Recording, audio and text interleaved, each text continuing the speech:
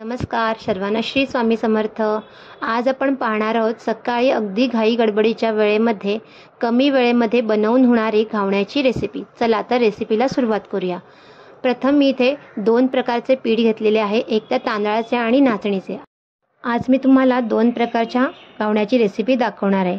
इथे एका बाउलमध्ये सर्वप्रथम मी तांदळाचे पीठ घेतले आहे. हे पीठ मी घरीच तयार केले आहे. 1 किलो तांदूळ स्वच्छ धुवून फॅनखाली सुकवून त्याच्यामध्ये अर्धा चमचा मेथीचे दाणे टाकून ते गिरणीतून दळून आणले. चला आता घावणे करायला सुरुवात करूया. प्रथम एका बाउलमध्ये मी 1 वाटी घावण्याचे पीठ घेतले. त्यामध्ये चवीनुसार मीठ घालायचे. सर्व मिश्रण एकत्र करून घ्यायचे.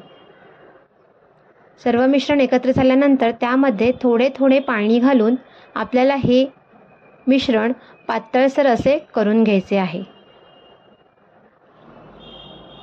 बघा, आता आपले अशा प्रकारे पातळसर असे मिश्रण तयार झालेले आहे. सर्व मिश्रण एकत्र करून झाल्यानंतर बघा, पिठाची कन्सिस्टन्सी एवढी असली पाहिजे. आता आपण घावणे करूया. गॅसवरती मी सर्वप्रथम भिडाचा तवा गरम करण्यासाठी ठेवला होता. तुमच्याकडे अगर भिडाचा तवा नसेल तर तुम्ही डोसा पॅनवरती सुद्धा घावणे करू शकता. आता आपण जे मिश्रण केले होते ते सर्व पुन्हा एकत्र करून घ्यायचे आणि एका पेल्याच्या साहाय्याने आपण भिडावरती घावणे घालायचे. अशा प्रकारे माझे घावणे घालून झाले आहे. आता यावरती आपण 2 मिनिटासाठी झाकण ठेवून द्यायचे. 2 मिनिटांनी झाकण काढायचे. बघा, कसे जाळीदार असे आपले घावणे दिसत आहे. आता घावण्याला दुसऱ्या साईडनी पलटूया. दोन्ही साईडनी व्यवस्थित घावणे भाजून घ्यायचे. बघा, दोन्ही साईडने आपले घावणे भाजून झालेले आहे. आता आपण घावण्याला एका प्लेटमध्ये काढून घेऊया. अगदी कमी वेळेतच आपले हे घावणे बनवून तयार होते. आता आपण दुसऱ्या प्रकारच्या घावण्याची तयारी करूया. इथे एका बाउलमध्ये मी प्रथम नाचण्याचे पीठ घेतले आहे. जे आपण भाकरीसाठी वगैरे पीठ यूज करतो तेच पीठ मी इथे घावण्यासाठी वापरत आहे. नंतर एका बाउलमध्ये मी 1 वाटी नाचण्याचे पीठ घेतले. त्यामध्ये चवीनुसार मीठ घालून सर्व मिश्रण एकत्र करून घ्यायचे आणि थोडे थोडे पाणी घालून पीठ आपल्याला पातळसर असे करून घ्यायचे आहे.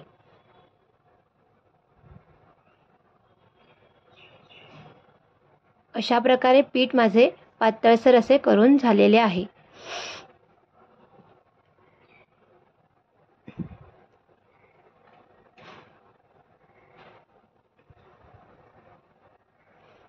चला तर आपण आता नाचणीचे घावणे तयार करूया. पुन्हा भिडाला मी व्यवस्थित तेल लावून घेतले. त्यानंतर सर्व मिश्रण एकत्र करायचे आणि एका पेल्याच्या साहाय्याने आपण ह्याचे घावणे घालून घेऊया.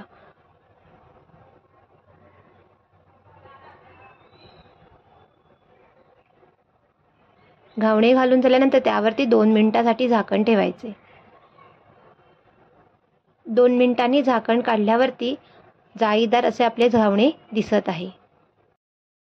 दोन्ही साईडनी घावणे व्यवस्थित असे भाजून घ्यायचे. हे घावणे भाजताना गॅसची फ्लेम थोडीशी हायच ठेवायची, त्यामुळे आपले घावणे लवकर भाजले जाते.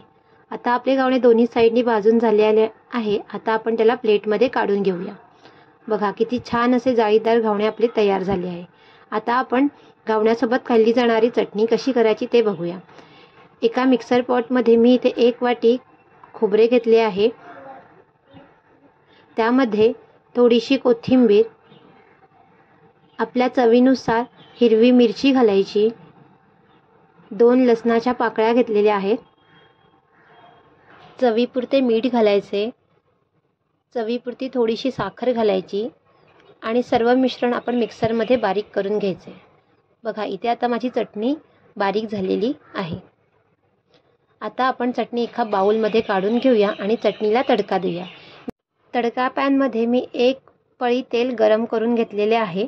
त्यामध्ये अर्धा चमचा मोहरी घातली, 3-4 कढीपत्त्याची पाने घातली आणि आता हा आपला तडका आपण ह्या चटणीवरती घालायचा आहे. अशा प्रकारे इथे आपली चटणी तयार झालेली आहे. बघा, किती जाळीदार मऊसर असे आपले हे तांदळाचे घावणे तयार झालेले तुम्हाला दिसत आहे. अशाच प्रकारे इथे हे नाचणीचे घावणे सुद्धा एकदम मऊसर, लुसलुशीत आणि जाळीदार असे तयार झाले आहे.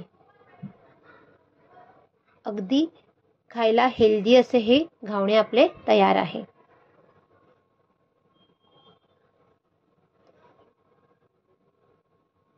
तर फ्रेंड्स, कशी वाटली तुम्हाला माझी आजची ही रेसिपी? जर आवडली असेल तर प्लीज माझ्या चॅनलला लाईक, शेअर आणि सबस्क्राईब करा. पुन्हा भेटूया आपण एका नवीन रेसिपीसोबत. धन्यवाद.